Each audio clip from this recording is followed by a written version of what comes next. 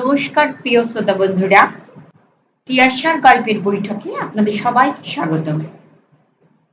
তিয়াশার গল্পের বৈঠকের আজকের নিবেদন চোর চক্রবর্তী, লিখেছেন শিবরাম চক্রবর্তী।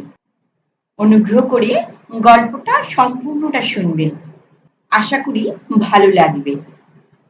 গল্প শুনলে মন ভালো থাকে। তাহলে শুরু করছি আজকের গল্প, চোর চক্রবর্তী।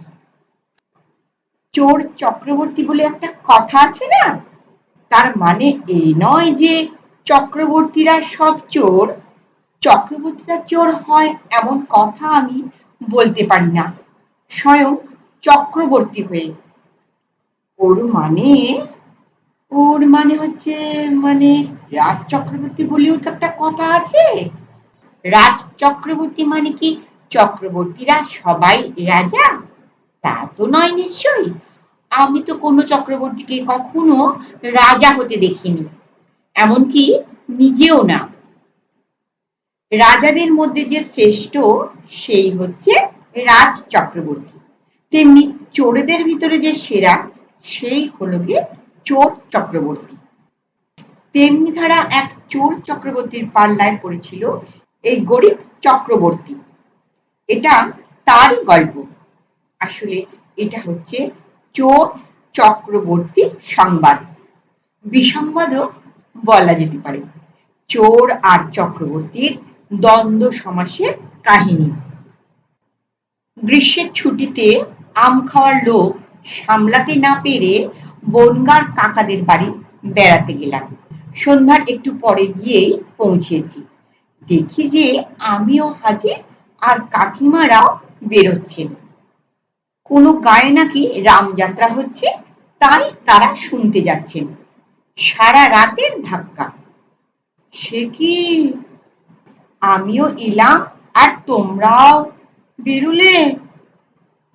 আমার যে এখানে আম যাত্রা গো, আমের জন্যই যাত্রা, আম খেতেই আসা আমার। তা খা না বাপু, যত খুশি আম খা। আম তো এন্তার, খাটের তলায় ঢের করা রয়েছে। বেশ তো, আম খেয়েই আজকে রাতটা কাটিয়ে দি তাহলে। খালি আম খেয়ে আমি যেন আমের আচার খেলাম। আমের আচারের মতন ঠিক নয়, রাস্তায় আমের খোসায় পা হড়কে যেরকমটা লোকে খেয়ে থাকে, সারা রাত আম খেয়ে কাটাবার কথায় ঠিক সেই রকম একখানাই খেলাম যেন আমি। কিন্তু যে মাটিতে পড়ে লোক ওঠে সেই মাটি ধরে, সেই রকমই আম ধরেই উঠতে হলো আমার শেষ পর্যন্ত। তাছাড়া আর খাবার তো কিছু নেই ঘরে। আমরা তো খেয়ে দিয়েই সব যাত্রা শুনতে চললুম। রাতছে কি এখন? তুই তো কখনো খবর দিয়ে আসবি নে, হুপ করে এসে পড়বি। আমরা টের পাবো কি করে? আম আছে আর দাঁড়া বলে কাকিমা যেন আর একটা আমোদিত হওয়ার খবর দিলেন। হ্যাঁ, বাতাসা আছে। বাতাসা খাবি? বাতাসা কি একটা খাওয়ার জিনিস? আমি বলি, ও তো বাতাস খাওয়ার মতোই কিচ্ছু না। তবে বাতাসের চেয়ে বাতাসা খেতে একটু মিষ্টি অবশ্যই, এই আর কি। কিন্তু তাই বলে কি বাতাসা খেয়ে পেট ভরানো যায় কাকিমা? আম খেয়ে তো যায়। কাকিমার আমন্ত্রণ বাণী, যত পারিস খা। গোপালভোগ, বৃন্দাবনী, ক্ষীরসাপাতি সব আছে। ফজলিও আছে গোটা কয়েক, তেমন পাকেনি বোধ হয়। দেখ যদি তার দু একটা পেকে থাকে, দুটো ফজলি খেলেই তোর পেট ভরে যাবে। কাঁচা পাকা কিচ্ছু বাদ দেব না, তুমি দেখে নিও কাকিমা। কাল সকালে এসে আর আম পাচ্ছ না তুমি, খালি আমাকেই পাবে। এসেছিস ভালোই হয়েছে, বাড়িটা ফাঁকা পড়ে থাকতো। ঠিক সময়ই এসেছিস। এখানে ভারী চোরের উপদ্রব হয়েছে আজকাল। শোয়ার আগে জানলা দরজা খিল এঁটে শুবি, বুঝলি? নইলে তোর যা ঘুম, চোরে তোকেই না ধরে টেনে নিয়ে যায়। ভালো করে খিল আঁটিস, বুঝেছিস? সে আর বলতে হবে না কাকিমা, চোরের চেয়ে আমার শেয়ালকেই বেশি ভয়। চোরের টান তো শুধু জিনিসের ওপর, মানুষের ওপর তো তার টান নেই, কিন্তু তোমাদের শেয়ালরা আস্ত মানুষকেই টেনে নিয়ে যায় শুনেছি। তোমাদের বনগায় আবার শেয়াল রাজা। আমার কাকাতো এক ভাই বলল, হ্যাঁ শিবুদা, আমাদের শেয়াল রাজারা যদি টের পায় যে বনগায় একজন খেয়ালবাজ এসেছেন, তাহলে। আমি বাধা দিয়ে বলি, টের পেতে দিলে তো দরজা বন্ধ করার খেয়াল আমার থাকবে। যাও তোমরা। বিছানার উপরে জরির গুলতি পড়ে আছে, খুলিস নে যেন, তাকের উপরে তুলে রাখিস। যাওয়ার আগে কাকিমা আর একটা জরুরি কথা মনে করিয়ে দিয়ে গেলেন। ঘরে ঢুকে খাটের উপর জরির তাল পেলাম, আর খাটের তলায় দেখলাম ঢালাও আম। আম দরবার যাকে বলে, ঠিক তাই। রেশমি শাড়ির উপর জরির কাজ তোলা কাকিমার অনেক দিনের বাতিক। একটা শাড়ির একধারে একটু জরির কাজও দেখা গেল। আমি জরির তাল সমেত জড়োয়া শাড়িটাকে সযত্নে তাকের ওপর তুলে রেখে খাটের তলায় তাকালাম। এইবার আমার আমের খাটুনি শুরু করতে হবে। আম নিয়ে খাটবার পর খাট নিয়ে পড়েছি। দরজায় খিলাড়বো কি, মশারি খাটাতেই ভুলে গেছি পর্যন্ত। আম খেলে এমন ঘুম পায়, আর আমার মতো যারা আমুদে অর্থাৎ আম খেতে ওস্তাদ, তার উপর ঘুম কাতুরে।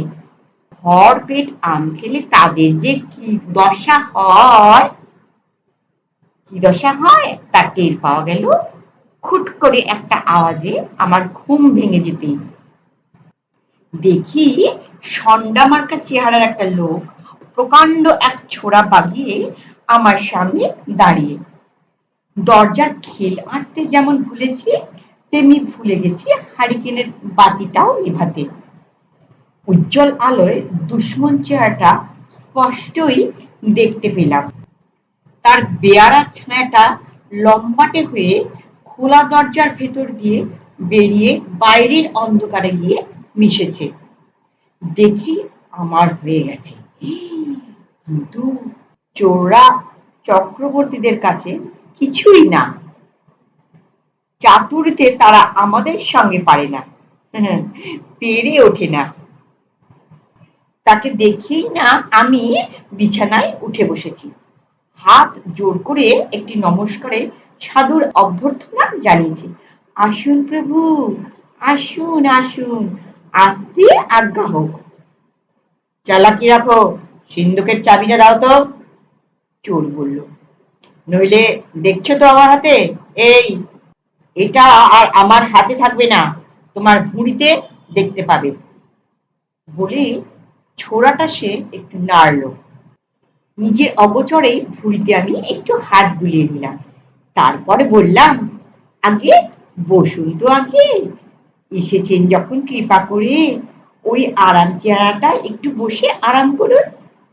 প্রাতঃ পেন্নাম, রাত দুপুরে প্রাতঃ পেন্নাম, চোরটার হাড় পিত্তি জ্বলে যায়। ইয়ার্কিরার জায়গা পাওনি?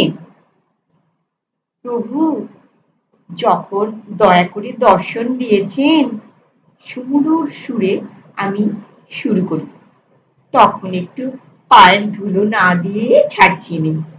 কৃপা করে আপনার সেই পাদপদ্ম দুটি আমার হাতের কাছে নিয়ে আসুন।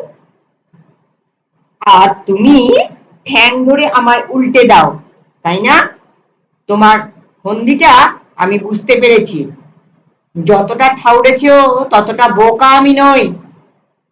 প্রভু কেন এমন করে এই অধম ভক্তের সঙ্গে ছলনা করছেন? আমি বললাম, এইমাত্র যে স্বপ্নে আপনার দর্শন পেলাম, দেখা দিয়ে আপনি বললেন আমিই তোর ইষ্টদেব, এই রূপে অচিরেই তোকে আমি দেখা দেব, তোর যথা সর্বস্ব তুই আমার দিবি। এই একটু আগেই তো আপনাকে আমি দেখেছি আমার স্বপ্নে। ঠিক এই মুখ, চোখ, এই ছিরি। আমার কি ভুল হতে পারে প্রভু? প্রভুর কথা কি মিথ্যে হতে পারে কখনো?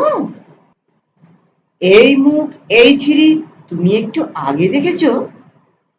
সে বেশ অবাক হয়।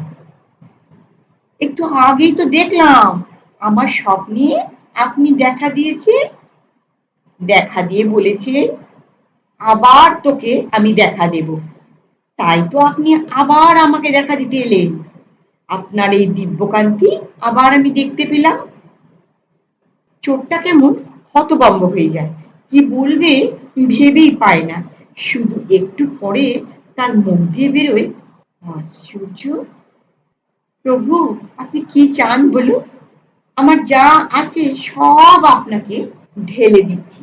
আমার সবই তো আপনারই, আপনার দেওয়া, আপনারই আবার ফিরে নেওয়া। আমার তো কিছুই নয় প্রভু, সবই আপনার। বলুন আপনার কি চাই? তোমার টাকা কড়ি সোনা দানা যা আছে সব আমায় দাও। দেবই তো, সবই আপনার শ্রীহস্তে তুলে দেব। কিন্তু তার আগে আমাকে আপনার পুজো করতে দিন। আপনি আমার ইষ্টদেব। আপনার আগে পুজো করি, তারপর যা কিছু আমার আছে এই ঝর্ণা কলমটি অবধি আপনার শ্রীপাদপদ্মে নিবেদন করব। কতদিন কত জন্ম পরে আপনার দেখা পেলাম প্রভু, এই জীবন আমার ধন্য হলো। পুজো করবে তুমি আমাকে? বিস্মিত হয় সে। করব না? ইষ্টদেবের দর্শন পেয়েছি, পুজো না করেই অমনি অমনি কে ছেড়ে দেব? বলেন কি আপনি? বেশ বেশ, পুজো আচ্ছা যা করবার তাড়াতাড়ি সেরে নাও তাহলে। সকাল হয়ে আসছে দেখছো না? তা তো দেখছি, কিন্তু আমার পুজোর আগে আপনি যেন অন্তর্হিত হবেন না। কথা দিন আগে আমায় পুজো টুজো আরতি ফারতি যা করবে চটপট সারো। তবে ঘন্টা ঘন্টা বাজিয়ে কাজ নেই, বুঝেছো? বাজনা টাজনা আমি তেমন পছন্দ করি না। ঘন্টা না হলেও শাঁখ তো বাজাতে হবে। শাঁখ? এই সেরেছে। ওই শাঁখ ফাঁক যদি বাজাও তো আমি তোমার পুজো নেব না। তা কিন্তু আমি তোমায় বলে দিচ্ছি। শাঁখের আওয়াজ ভারী বিচ্ছিরি, অনেক দূর অব্দি যায়। তার উপর এই অসময়ে শাঁখ বাজালে পাড়াপড়শিরা। তবে থাক, শুধু মন্ত্রে পড়েই তাহলে পুজো সারবো না হয় আপনার। যা করবে তাড়াতাড়ি সারো, রাত আর বেশি নেই। আমাকে আরো সব ভক্তদের দেখা দিতে হবে তো, তাদের বাড়িও তো আমাকে যেতে হবে। এ গায়ে কি আমার আর কোনো ভক্ত নেই তুমি বলতে কি চাও? আছে বই কি, সাই দিয়ে বললাম। তাহলে দাঁড়ান, একটু দয়া করে, তাড়াতাড়ি আমি সব সেরে নিচ্ছি। চিত্র বিচিত্র করা একটা পিঁড়ি ছিল, সেটা থামের নিচে গিয়ে রাখলাম। দাঁড়ান প্রভু এর উপরে, ত্রিভঙ্গ হয়ে দাঁড়ান। ত্রিভঙ্গ মুরারি হয়ে আপনার নিজ মূর্তি ধরে। ত্রিভঙ্গ থামে দাঁড়িয়ে সে বলল, বাঁশিও বাজাতে হবে নাকি? বাঁশি আমি বাজাতে পারি, কিন্তু বাঁশি তো এখন আমার সঙ্গে নেই। কাকিমার পুজোর ঘর থেকে কোষাকুষি, পঞ্চপ্রদীপ, চাল কলা নৈবেদ্য সব এনে হাজির করা গেল। নমো নমঃ বলে তার পায়ে এক কুশি জল দিতেই সে খুশিতে ভরে উঠল। কি, চন্নামেতেও দিতে হবে নাকি? তাও খাবে নাকি একটু? কিন্তু তার আগে আমার প্রদক্ষিণটা সেরে নিই প্রথম। ষোড়শোপচারের পুজোর আগে দেবতাকে 108 বার প্রদক্ষিণ করা আমাদের নিয়ম। সুতো জড়িয়ে ঘুরতে হয়, কিন্তু অত সুতো এখন আমি পাই কোথায়? সুতো সুতো না হলে বুঝি হবে না? এই নতুন সূত্রপাতে তাকে একটু বিচলিত দেখা যায়। ভারী ফ্যাসাদ বাজালে তো দেখছি। এত রাত্রে এখন সুতো কোথায় পাবে? খুঁজে দেখি বলে খুঁজতে গিয়ে জরির গুলতিটা পাই। এতেই হবে।